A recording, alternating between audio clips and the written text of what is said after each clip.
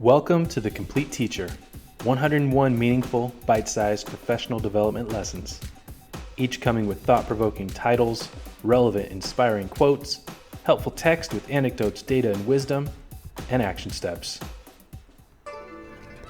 Lesson 13. Pursue tweeners, on staff and in your classroom.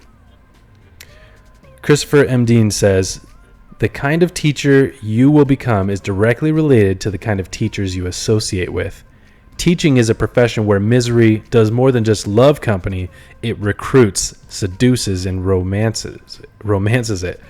Avoid people who are unhappy and disgruntled about the possibilities for transforming education. They are the enemy of the spirit of the teacher." That's a great quote.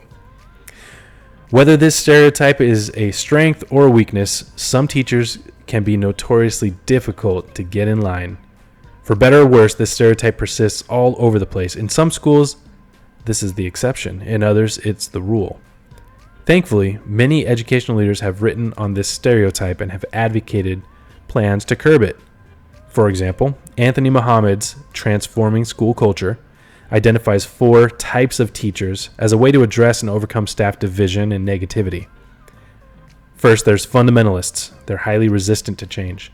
There's survivors who are just trying to get by. There's believers who are willing to get on board with any worthy initiative. And then there's the tweeners.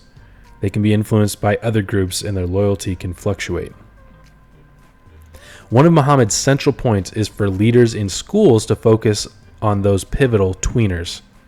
The fundamentalists and the survivors can wear you out, each in their own ways, and the believers are already with you.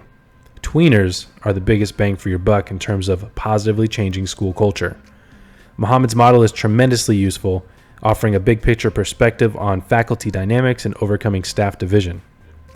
Now, taking Muhammad's model a step further, a similar strategy can work in your classroom with pupils as well. My classes often had fundamentalists who resisted, survivors who struggled daily, believers who were always with me, and tweeners who were often on the fence. With great results, I applied Muhammad's logic by focusing on my tweeners.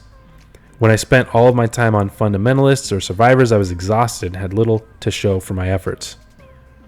Spending all my time on the believers only maintained a status quo. By far, targeting the tweeners was the best investment. When I worked to get the tweeners on board, the fundamentalists and survivors came along too. Before I knew it, I had an entire class on the edge of their seats ready to work for me. Just as you would with fellow teachers, build relationships with your tweeners. Go the extra mile to bring them along.